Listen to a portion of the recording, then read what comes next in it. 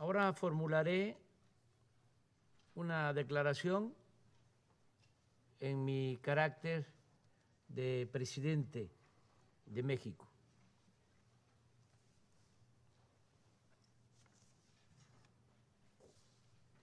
Excelentísimo señor Antonio Guterres, secretario general de la ONU, miembros permanentes de este Consejo de Seguridad de la ONU, miembros no permanentes, señoras y señores. No vengo a hablar de seguridad como sinónimo de poderío militar, ni como argumento para el empleo de la fuerza contra nadie. En cambio, mi planteamiento se basa en lo que postuló ese titán de las libertades, según Pablo Neruda, que fue el presidente Franklin Delano Roosevelt cuando se creó la Organización de las Naciones Unidas. El derecho a una vida libre de temores y miserias, que sigue siendo el más sólido fundamento de la seguridad para todas las sociedades y los estados. El principal obstáculo para el ejercicio de ese derecho es la corrupción en todas sus expresiones. Los poderes transnacionales, la opulencia y la frivolidad como formas de vida de las élites, el modelo neoliberal que socializa pérdidas, privatiza ganancias y alienta el saqueo de los recursos naturales y de los bienes de los pueblos y naciones. Es corrupción el que tribunales castiguen a quienes no tienen con qué comprar su inocencia y protejan a potentados y a grandes corporaciones empresariales que roban al erario o no pagan impuestos. Es corrupción la impunidad de quienes solapan y esconden fondos ilícitos en paraísos fiscales. Y es corrupción también la usura que practican accionistas y administradores de los llamados fondos buitres, sin perder siquiera su respetabilidad. Sería hipócrita ignorar que el principal problema del planeta es la corrupción en todas sus dimensiones: la política, la moral, la económica, la legal, la fiscal y la financiera. Sería insensato omitir que la corrupción es la causa principal de la desigualdad, de la pobreza, de la frustración, de la violencia, de la migración y de graves conflictos sociales. Estamos en decadencia porque nunca antes en la historia del mundo se había acumulado tanta riqueza en tan pocas manos, mediante el influyentismo y a costa del sufrimiento de otras personas, privatizando lo que es de todos o lo que no debe tener dueño, adulterando las leyes para legalizar lo inmoral, desvirtuando valores sociales para hacer que lo abominable parezca negocio aceptable. Veamos, por ejemplo, lo sucedido con la distribución de la vacuna contra el COVID-19. Mientras las farmacéuticas privadas han vendido el 94% de las vacunas, el mecanismo COVAX, creado por la ONU para países pobres, apenas ha distribuido el 6%. Un doloroso y rotundo fracaso. Este dato simple debiera llevarnos a admitir lo evidente. En el mundo actual, la generosidad y el sentido de lo común están siendo desplazados por el egoísmo y la ambición privada. El espíritu de cooperación pierde terreno ante el afán de lucro y con ello nos deslizamos de la civilización a la barbarie y caminamos como enajenados, olvidando principios morales y dando la espalda a los dolores de la humanidad. Si no somos capaces de revertir estas tendencias mediante acciones concretas, no podremos resolver ninguno de los otros problemas que aquejan a los pueblos del mundo. ¿Qué estamos haciendo en México? Hemos aplicado la fórmula de desterrar la corrupción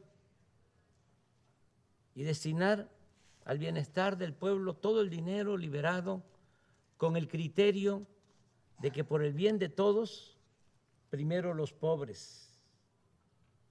Optar por los pobres implica adicionalmente asumir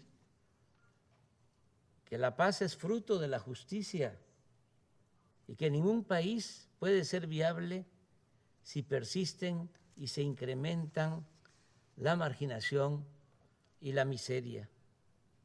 Por ello sostenemos que la solución de fondo para vivir libres de temores, riesgos y violencia es acabar con el desempleo, favorecer la incorporación de los jóvenes al trabajo y al estudio,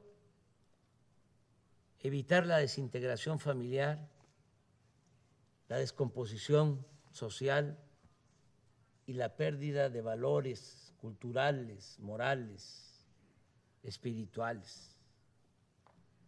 En México podría llevarnos tiempo pacificar el país, pero la fórmula más segura es atender el fondo, como lo estamos haciendo. Por ejemplo, otorgar a los jóvenes opciones de estudio y trabajo para evitar que sean enganchados por la delincuencia.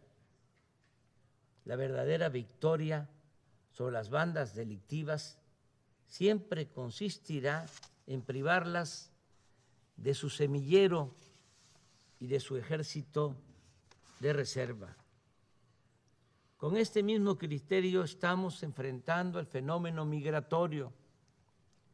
Las acciones fundamentales no son las coercitivas, sino las que incorporan a todas las personas al estudio, al trabajo, a la salud y al bienestar en los lugares en los que nacieron o residen, de modo que no se vean obligadas a abandonar sus pueblos por hambre o violencia y que únicamente emigren quienes deseen hacerlo, que la migración sea opcional y no forzosa, una decisión individual y no un fenómeno de proporciones demográficas. Hace poco le expuse respetuosamente al presidente Biden una nueva forma de enfrentar el fenómeno migratorio, sin ignorar la necesidad de ordenar el flujo, de evitar el descontrol y la violencia y garantizar los derechos humanos. Le propuse aplicar de inmediato en 3 naciones hermanas 2 programas que nosotros estamos llevando a cabo con éxito en Chiapas, estado vecino de Centroamérica. Hoy estamos plantando allí 200,000 hectáreas de árboles frutales y maderables. Y ese programa da trabajo a 80,000 sembradores. Asimismo, en esa entidad del sureste mexicano trabajan como aprendices 30,000 jóvenes que reciben un salario mínimo para capacitarse en talleres, empresas y otras actividades productivas y sociales. Si estas dos acciones se aplicaran de inmediato en Guatemala, Honduras y El Salvador, se podría lograr que permanezcan en sus países unos 330,000 personas que hoy están en riesgo de emigrar por falta de trabajo. Pienso que estas propuestas deben ser aplicadas por la ONU a fin de ir al fondo de los problemas en los países pobres. Es necesario que el más relevante organismo de la comunidad internacional despierte de su letargo y salga de la rutina, del formalismo, que se reforme y que denuncie, combata la corrupción en el mundo, que luche contra la desigualdad y el malestar social que cunden en el planeta, con más decisión, profundidad, con más protagonismo, con más liderazgo. Nunca en la historia de esta organización se ha hecho algo realmente sustancial en beneficio de los pobres. Pero nunca es tarde para hacer justicia. Hoy es tiempo de actuar contra la marginación, atendiendo las causas y no solo las consecuencias. A tono con esta idea, en los próximos días la representación de México propondrá a la Asamblea General de las Naciones Unidas un plan mundial de fraternidad y bienestar. El objetivo es garantizar el derecho a una vida digna a 750 millones de personas que sobreviven con menos de $2 diarios. La propuesta de México para establecer el Estado Mundial de Fraternidad y Bienestar se puede financiar con un fondo procedente de al menos 3 fuentes: el cobro de una contribución voluntaria anual del 4% de sus fortunas a las 1,000 personas más ricas del planeta, una aportación similar por parte de las 1,000 corporaciones privadas más importantes por su valor en el mercado mundial, y una cooperación del 0.2% del PIB de cada uno de los países integrantes del grupo de los 20. De cumplirse esta meta de ingresos, el fondo podría disponer anualmente de alrededor de $1 billón. En su informe anual, la ONU podría destinar un día para otorgar reconocimientos o certificados de solidaridad a personas, corporaciones y gobiernos que destaquen por su vocación humanitaria, ayudando a financiar el Plan Mundial de Fraternidad y Bienestar. Los recursos de este fondo deben llegar a los beneficiarios de manera directa, sin intermediación alguna, porque cuando se entregan fondos supuestamente para ayudar a los pobres, a organizaciones no gubernamentales, de la sociedad civil o a otro tipo de organizaciones. No quiero generalizar, pero en muchos casos ese dinero se queda en aparatos burocráticos, en pagar oficinas de lujo, en mantener asesores, o se desvía y termina por no llegar a los beneficiarios. Por eso, repito, los recursos de este fondo deben llegar a los beneficiarios de manera directa, sin intermediación alguna, mediante una tarjeta o un monedero electrónico personalizado.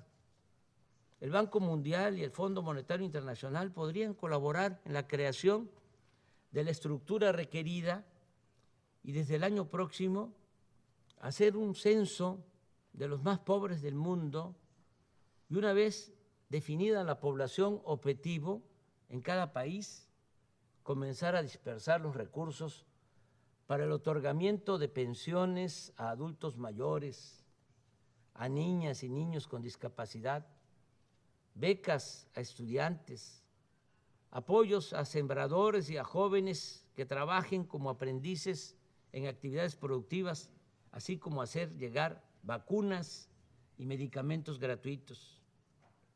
No creo, lo digo con sinceridad, que alguno de los miembros permanentes de este Consejo de Seguridad se oponga a nuestra propuesta, pues esta no se refiere a armas nucleares o invasiones militares, ni pone en riesgo la seguridad de ningún Estado.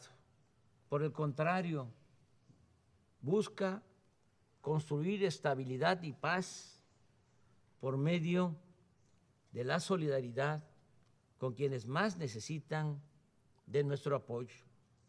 Estoy seguro que todas y todos, ricos y pobres, donantes y beneficiarios, vamos a estar más tranquilos con nuestra conciencia y viviremos con mayor fortaleza moral. Aquí recuerdo lo que sostenía Adam Smith: por más egoísta que quiera suponerse al hombre, evidentemente hay algunos elementos en su naturaleza que lo hace interesarse en la suerte de los otros, de tal modo que la felicidad de estos le es necesaria, aunque de ello nada obtenga, a no ser el placer de presenciarla. Con otras palabras, solo siendo buenos podemos ser dichosos. Y nunca olvidemos que es un deber colectivo de las naciones ofrecer a cada una de sus hijas e hijos el derecho a la alimentación, la salud, la educación, el trabajo, la seguridad social, el deporte y la recreación. Cierro recordando a dos patriotas y libertadores de nuestra América, José María Morelos y Pavón, siervo de la Nación Mexicana, que hace poco más de 2 siglos demandaba que se modere la indigencia y la opulencia. Y casi al mismo tiempo, Simón Bolívar aseguraba que el sistema de gobierno más perfecto es aquel que produce mayor suma de felicidad posible, mayor suma de seguridad social y mayor suma de estabilidad política. Es un honor estar con ustedes, miembros permanentes y no permanentes del Consejo de Seguridad de la ONU, que es lo más parecido a un gobierno mundial y que puede llegar a ser el organismo más eficaz para el combate a la corrupción y el más noble benefactor de los pobres y olvidados de la tierra. Muchas gracias.